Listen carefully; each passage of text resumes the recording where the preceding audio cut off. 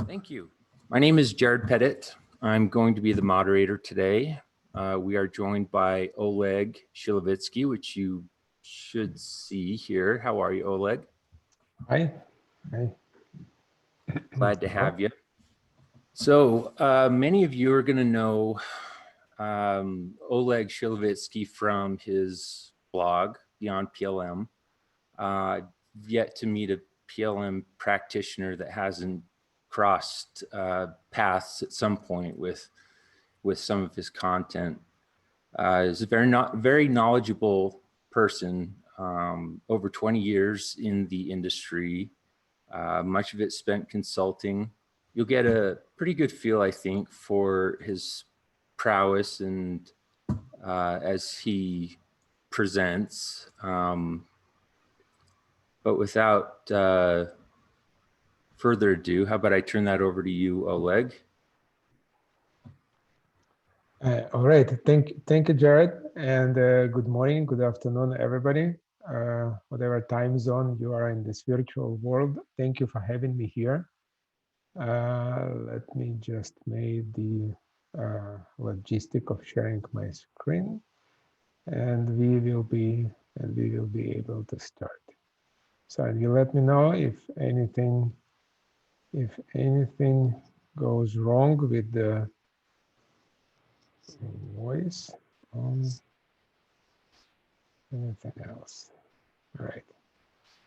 I hope you should see my screen now. Yep, we can see. All right. Okay. So now let's put it on the full screen mode. And again, thank you for having me here.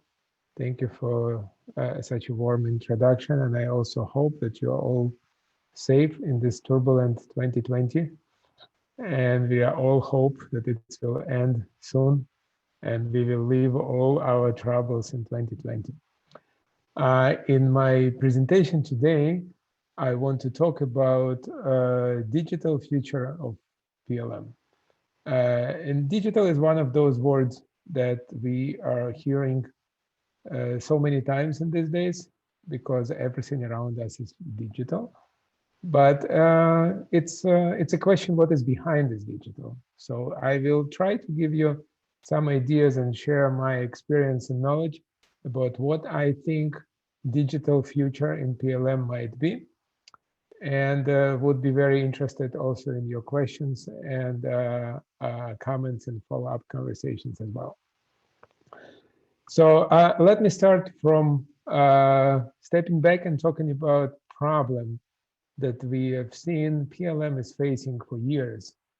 And this problem is related to a siloed environment. So in the typical organization, we go from sales to engineering, to purchasing, to manufacturing, and then support. And those organizations are working in silos. Those organizations are using different systems, and to coordinate between them and provide visibility on data and provide organization of processes and information, it's actually a very hard thing to do. And this is where a lot of PLM systems and PLM practitioners and the industrial companies are struggle for many years. Some of them made a great progress, some of them struggle more, but this is the problem that I've seen for many years in many companies. Now, on the side of digital evolution, the very simple thing that we can say, the data coming from paper, that's what it was originally on drafting board, in the computing form, we already can say that's, look, it's already digital. So we have CAD file, the data already digital. So we already have digital PLM or digital CAD, whatever you want to call it. Nevertheless, the problem is much more complicated, and moving to from files to databases. And now, if I want to remember one word from my presentation today, I want you to remember the word networks, because the networks, it's something that differentiates a word that we knew for the last 20 years, maybe more in PLM and PDM development, to what I think we are going to see in the future that we are calling digital. So remember this word network. I will come to this in multiple ways in many characteristics in my presentation. So, and if you step back and think about how PLM systems are sold today, still the dominant concept, the dominant thing that everyone is saying about PLM, it's a PLM, it's a single source of truth. So what you see on your screen is just a simple Google search for product lifecycle management. Turn it to images and you will see it's a circle, which kind of explaining that we have something centralized and everyone will be coming on the same page of the same source of truth for the centralized picture. Although when the ideal picture of PLM is something that you can see on your left side, where a PLM is connecting sales and engineering and manufacturing and services. On the right screen, on the right side of my slide, you can see something that typically is the reality, a typically company picture that including many databases, many services, many organizations, processes between them, with a huge amount of information flowing in the different directions between people.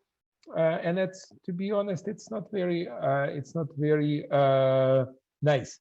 And there are a lot of problems around this, and PLM vendors and practitioners and consulting people all facing the problem of how to organize it and what to do about this.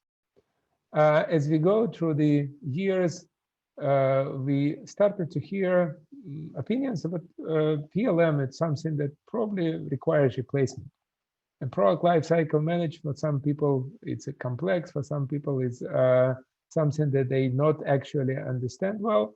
So in the world of digital transformations, we started to hear opinions that maybe PLM should be replaced with something else.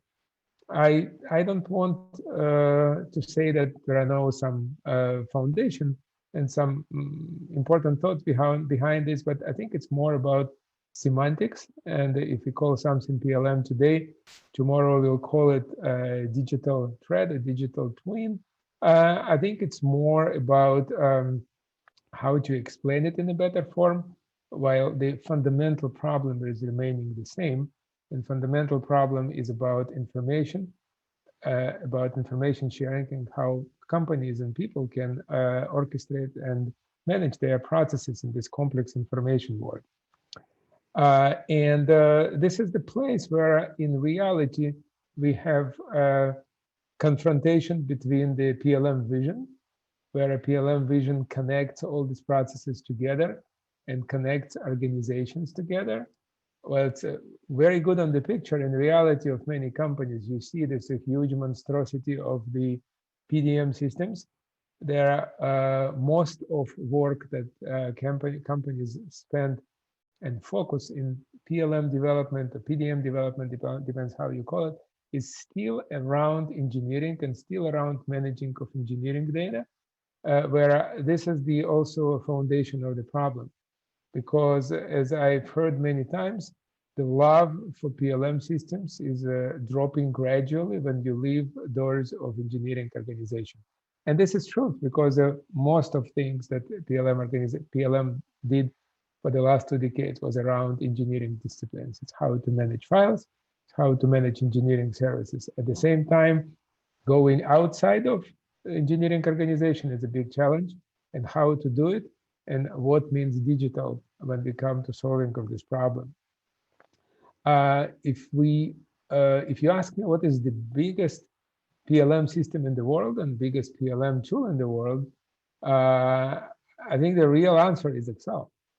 Because in many organizations, even those organizations that implemented PLM systems, and even those organizations that implemented multiple PLM systems, still Excel is always a tool that lifesaver for people that need to shortcut and do some work.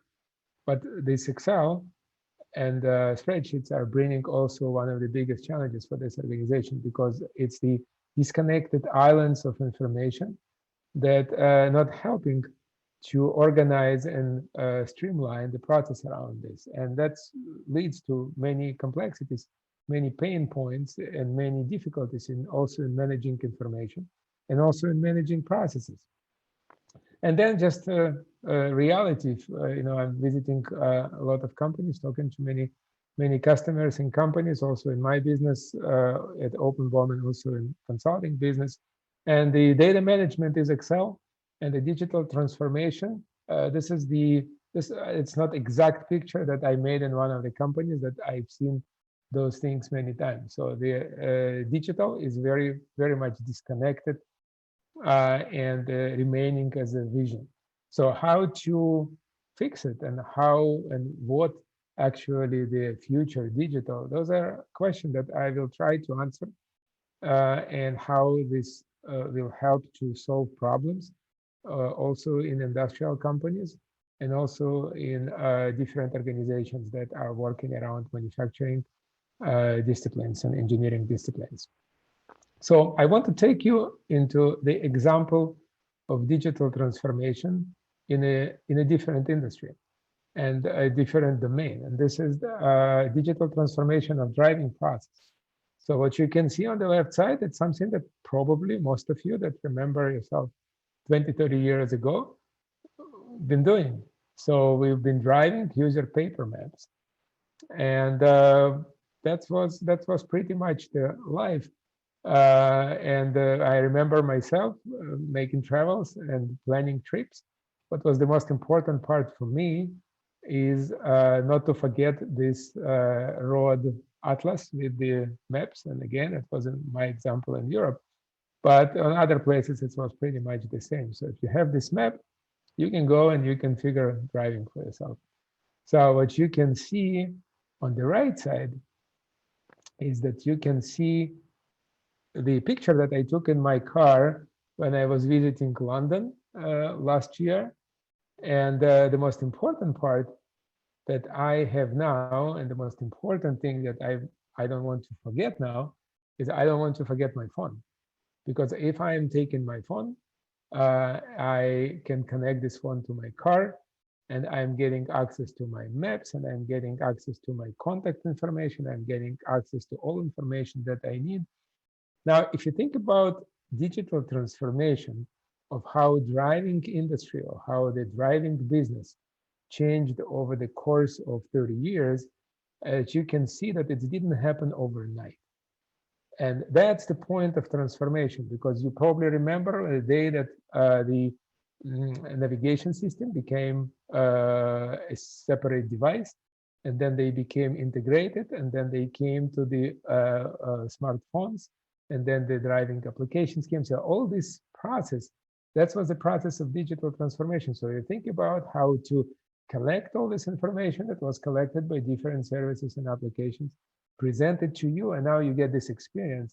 You can think about moving from A to B using paper maps, and you can think about moving from A to B using applications like Google Maps or Waze.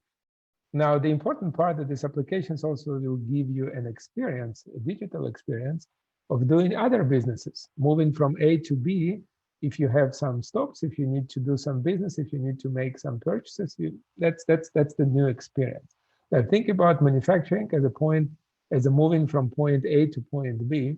You can think about systems that also will acquire a lot of data, also will have a possibility to give you help and transform your behavior. So how to move from this left side with the separate silos of organizations to something new? That's I will try to answer on this question. Before stepping in the how, I want to first mention that there is a difference in manufacturing industry that happened for the course of 100 years. And in this example, you can see originally Ford was manufacturing a car in a single place. So everything was in this place. It was the famous plant that was taking and making everything. So it's taking iron and steel and making cars. So everything was centralized in the single place. Now, if you think about modern manufacturing of cars and anything else, nothing is in a single place anymore. So the assembly plants are located in different places, hundreds of suppliers, provided it's all ecosystem. And this is where I want to bring you back to this word that I mentioned from the beginning. Networks are becoming extremely important, because if you think about manufacturing, you think about networks. And if you think about networks, the question how networks will come to PLM and where it created a conflict with the current paradigm of PLM. If you think about this simplified picture of plants and factories located in different places, design centers and contractors, and you try to put it and say, oh, we have a single vision of PLM, which is in most of cases in the existing mature PLM systems, is a centralized database. How can we combine these two things together? Because we have a vision of PLM and we have a PLM database. So how it can live together? Honestly, it will not. Because in the reality, you will see multiple databases, you will see multiple companies using different things, where all the things are important.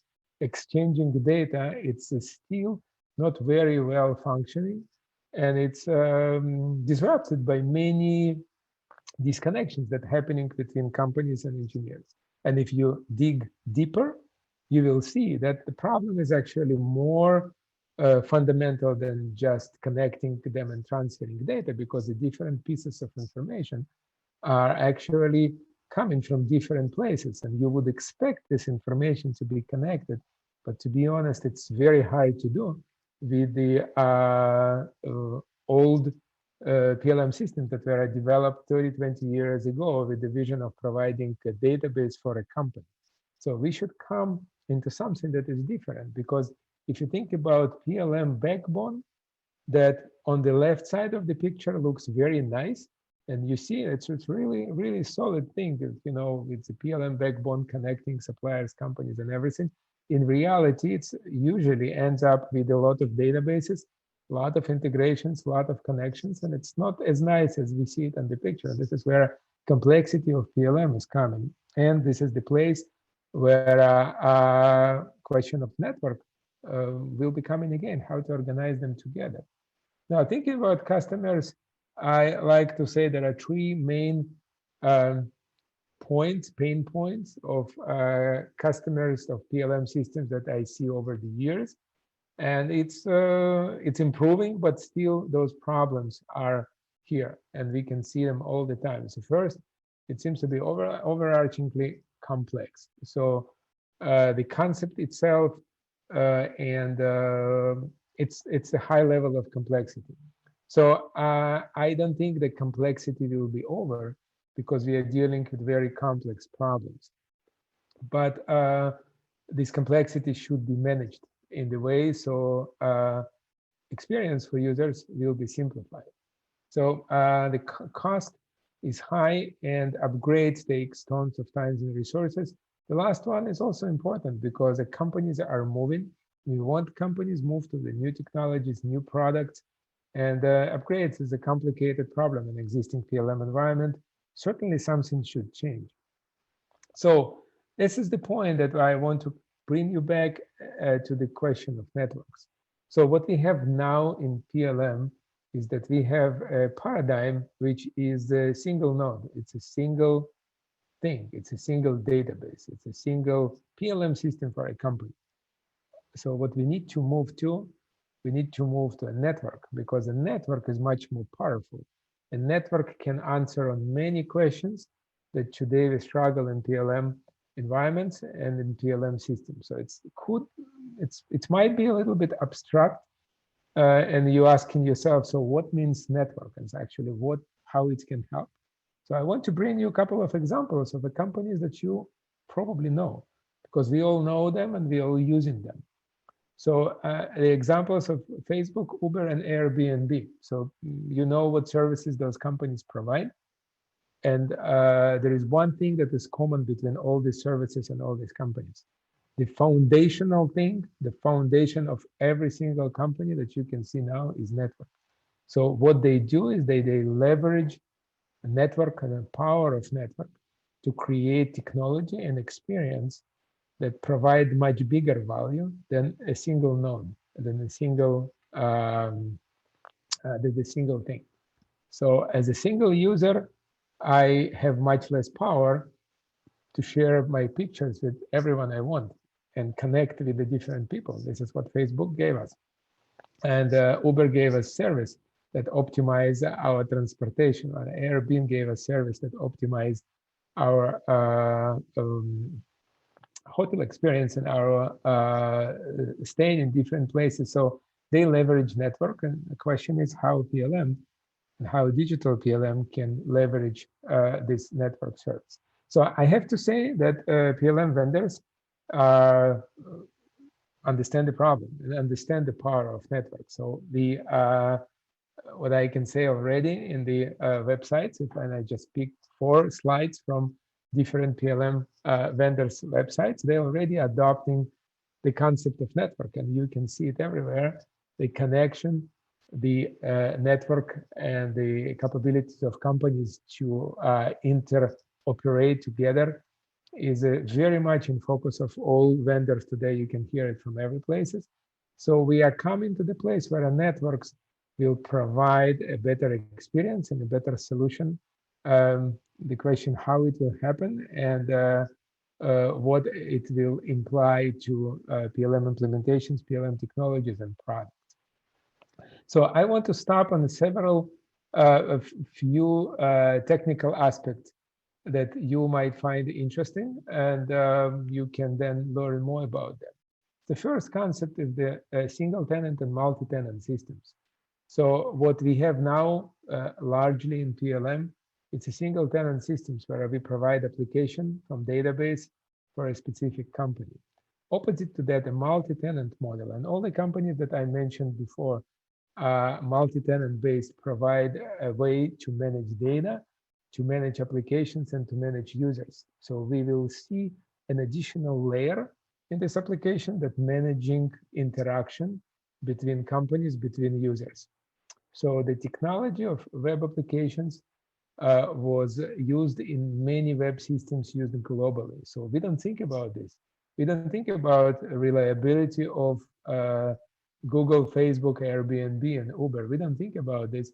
But in fact, this is the mature web technology that's used behind this that allows applications and systems scale to the global to the global scale and available to everyone in the world. And we are going to see the same happening in PLM development as well. The communication and collaboration, it's also very powerful. People can interact in the live, in the real time. We see it happening already today in many applications, and it will become an important paradigm in how people in different companies in different places will collaborate and communicate. Last but not least is the machine learning. You probably heard about artificial intelligence and machine learning already. But if you will apply to the idea of having data on scale, we can learn much more and we can get much better experience and much better business value from the systems that we have in place. So here's the comparison. You can ask yourself, so how actually, what is the difference between existing systems that are available and around for the last 20, 30 years and the new network system? So what is different between them is that a new network layer is the layer which is provided by the multi-tenant data management technologies, allowing to companies and users to connect, share information, and optimize not only processes in one company, but also optimize processes that are happening between companies. And today it's very important because we also have companies, suppliers, and we also have customers, because customers today are one of the elements of the entire process. We are managing not only engineering and manufacturing, but we also managing maintenance, and we also managing customer experience. So now I want to come back and bring you this PLM IT evolution as I see it. So we started in the networking and the ability to connect to different computers in the network, moved to ability to put these computers in the cloud and host them. So that was already happened for the last decade and even more. We've been taking existing system, hosting them in the environment which is more available and accessible to everyone. So the next step is where we are now. We see around applications that are software as a service applications, providing also multi-tenant foundation, so also managing multiple companies, managing interaction between those companies. So what we will come in the next, we will come in the level where companies will start more sharing data, and we'll figure out different business models around this. So this is where the platform and network platforms will come more in play. So this is the perspective of PLM IT. So how it can impact what we will see with customers and what companies will see. So I put a picture of what I think is the digital value chain that will happen with the companies that will be moving from the state of what I call analog data, because we have different islands. We have different silos of data, different silos of application, adapting digital technologies that allow to model, connect, and visualize information, adding additional experience, creating actually digital assets. Remember in my driving example, we have a digital assets online that you use to optimize your driving experience. We will have digital assets for manufacturing that will be available online and helping companies to operate in this environment, and then helping companies to share and collaborate in the real world like we do today with many consumer applications that we enjoy in this experience, and they helping us to optimize our life. So I believe the digital PLM will help to companies in different ways to optimize their business and optimize their experience. So, and that was all what I wanted to share with you today. I hope I stayed on time, and we have enough time for questions or anything you would like to share and discuss. So Jared, it's over to you now. Thank you. No, and we do have some questions. I'm wondering if maybe I can abuse my moderator powers and cut to the front of the line with a quick question. What would be any possible downsides or challenges to a networked PLM environment? Well, that's a great question. Let me ask you, what would be a downside for internet disconnecting now? So we will get disconnected. I think at the same time, our appearance online and our exposure is increasing when we move to a disconnected world, and we experience it on ourselves. So we getting more vulnerable to some information. The questions of security were asked more. So I think the potential, the movement to network systems will not create a downside, but will increase importance of some questions or some specific aspects of the systems that were ignored before. Because when system was living in one company, you know, cutting cables was solving the problem. At least IT thought that the cutting cables can solve the problem. In fact, it's not, because the real danger is actually people themselves. So I think just the natural progress into more connected world create more of danger and create more of concerns over specific topics and specific disciplines that we didn't touch and didn't think about them before. Okay.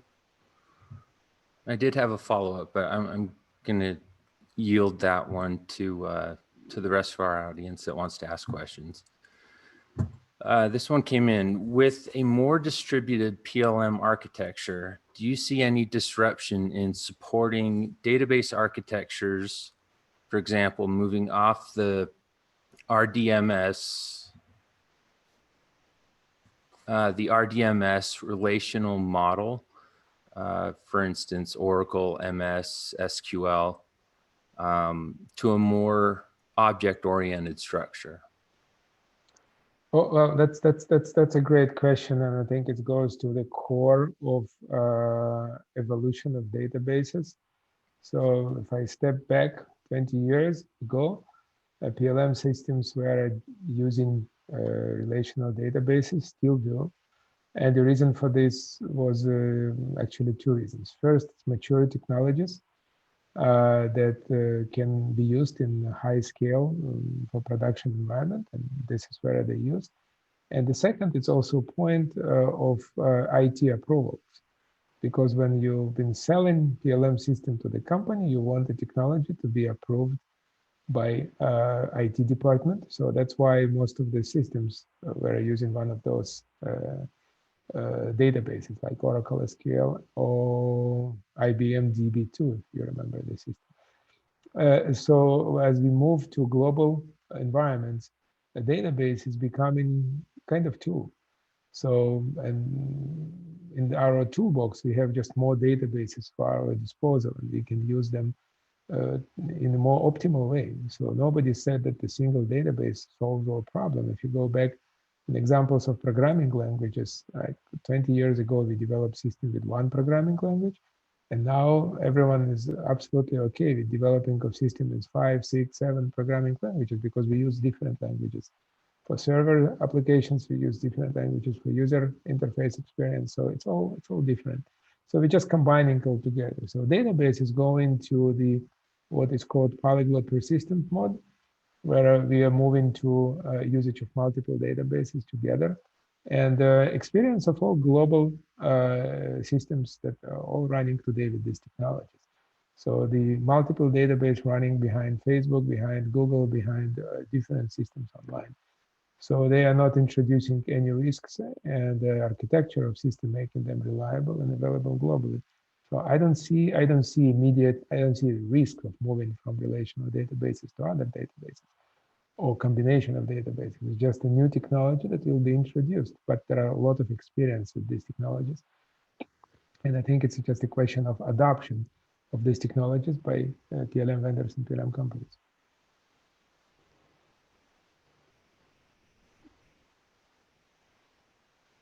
Sorry about that, was on mute. Thank you, Oleg. Another question that came in: do you see coronavirus affecting the decisions your customers are making about PLM transitions, implementations, migration services? And if so, how?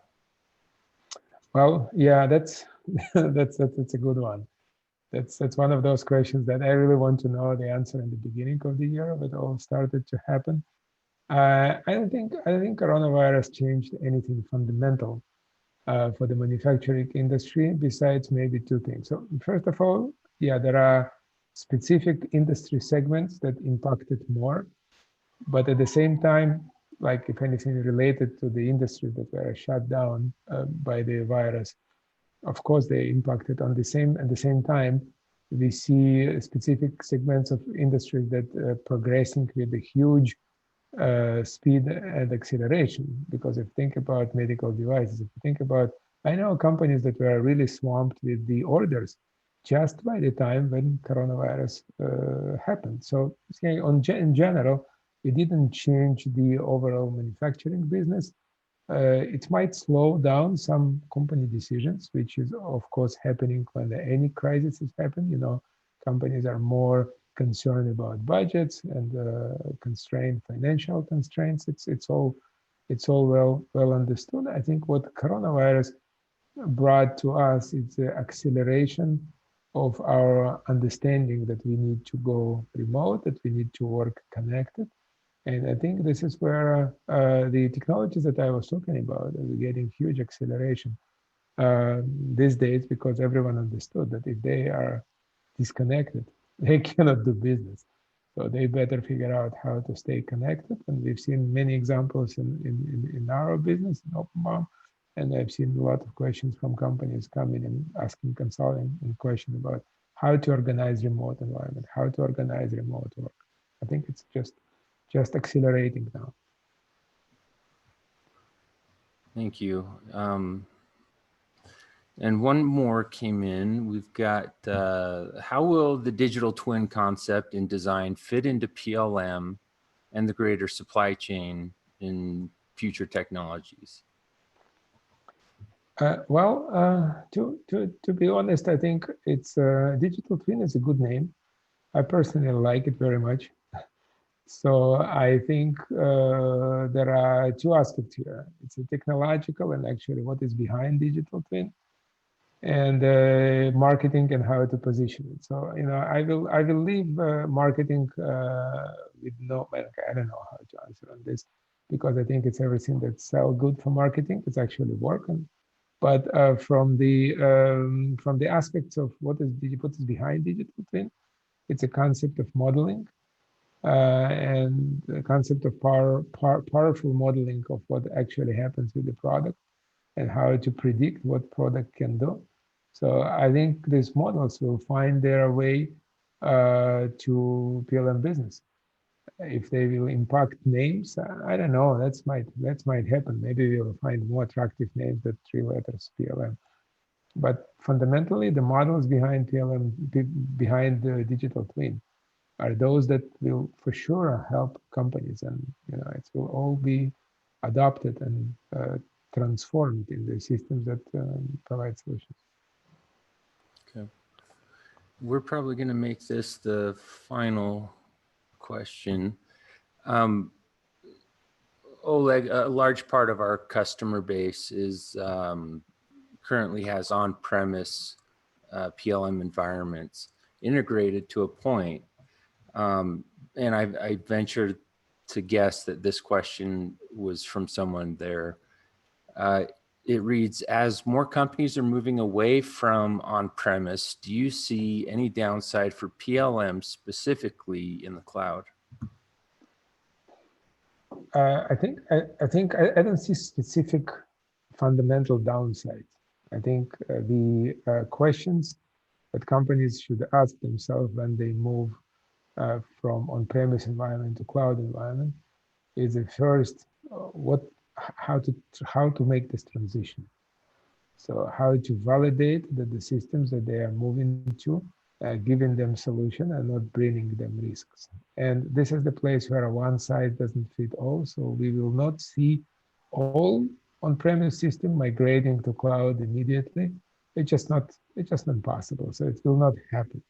So there will be industries and segments and companies that will be having more value from this migration, and from this movement, they will be accelerating faster.